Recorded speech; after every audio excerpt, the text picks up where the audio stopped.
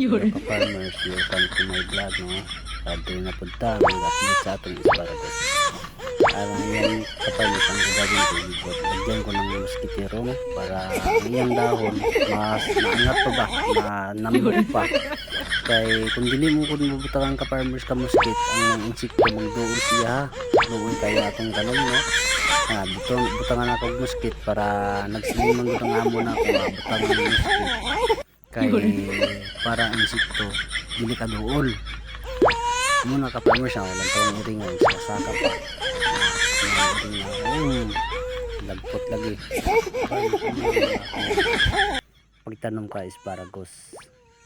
Tingnan nyo lang ka farmers sa YouTube page nyo, no, channel ka farmers vlog. Dito ang long video ka farmers. Ayan, tingnan nyo lang ka-farmers kung anong gagawin ko. Thank you, salamat po sa inyo lahat ka-farmers pagtingin sa akong video. Thank you po, God bless sa inyo lahat. At saka shout out yung tanan sa Star Sender, no? Shout out po sa inyo lahat. Thank you po, God bless.